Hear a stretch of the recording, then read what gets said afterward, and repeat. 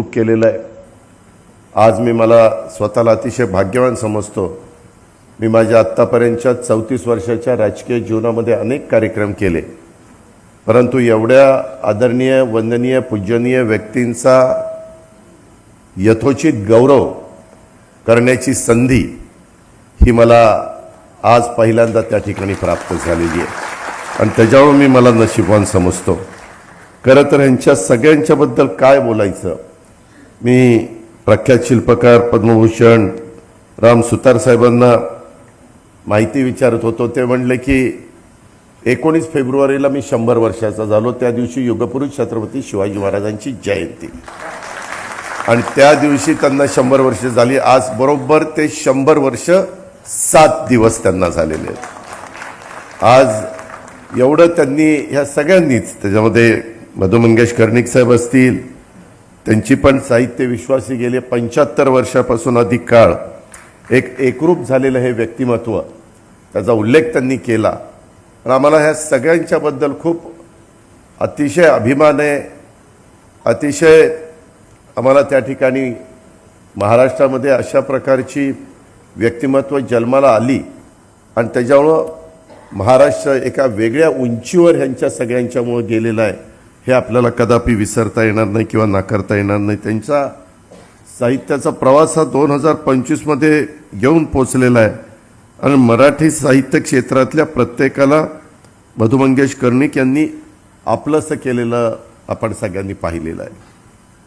अनेकदा या राजकीय क्षेत्रामध्ये काम करत असताना, सरकारच्या ठिकाणी काम करत असताना अशांशी ज्यावेळेस संबंध येतो त्यावेळेस डोळ्यासमोर पहिलं नाव येतं, पहिलं चित्र येतं ते म्हणजे यशवंतराव चव्हाण साहेबांचं आणि त्याच्यातूनच आम्ही सगळी प्रेरणा घेतो, आपण सगळे प्रेरणा घेतो आणि पुढे जाण्याचा प्रयत्न करत असतो।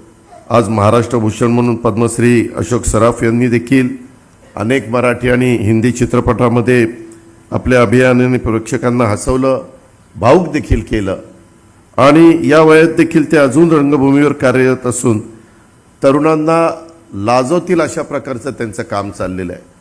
अलीकडच्या तरुण पिढीनं ह्या सगळ्यांचा आदर्श हा घेतला पाहिजे।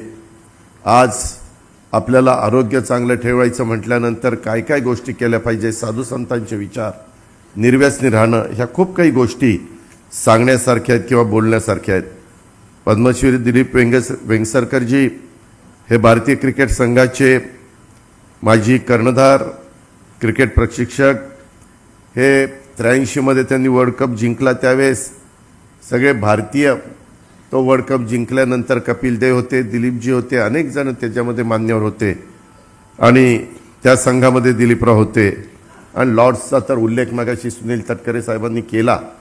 त्यांनाही क्रिकेटची आवड आहे, आदित्यला क्रिकेटची आवड आहे। परवा आदितीनं तर मला विचारून कॅबिनेट बुडवली आणि तिकडं मॅच बघायला गेली, दुबईला मॅच बघायला। दादा मला जाऊ द्या ना, पण मलाही क्रिकेट आवडतं। म्हणलं जाऊ दे, मला जाता येत नाही तर लेकीला जाऊ द्या आणि त्याच्यामुळं मी तिला परवानगी दिली आणि अशा पद्धतीनं तिचं पण काम चाललेलं आहे। दिलीपरावांचे पण नेहमी वेगवेगळे काही संबंध येतात। आपल्याकडे क्रीडा विभाग आहे राष्ट्रवादी काँग्रेसकडं। मी नेहमीच सगळ्या क्षेत्राला सांगत असतो, क्रीडा क्षेत्राला, की जे काही प्रश्न असतील ते आणा। मी मगाशी मधु मंगेश कर्णिक साहेबांचं भाषण फार बारकाने ऐकलं।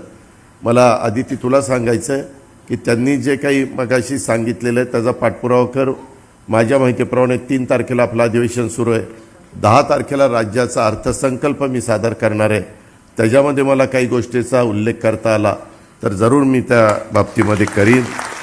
सयाजी शिंदे हे ज्याप्रमाणे दमदार आवाजासाठी आणि प्रभावी अभिनयासाठी ओळखले जातात, त्यांचा अलीकडे आपला तसा जवळचा संबंध आहे। सह्याद्री देवराई ह्या संस्थेचं काम एवढं अप्रतिम चाललेलं आहे आणि ते त्यांच्या सामाजिक कार्यासाठी ओळखले जातात। त्यांचं वृक्षप्रेम, वन्यप्रेम सर्वश्रुत आहे।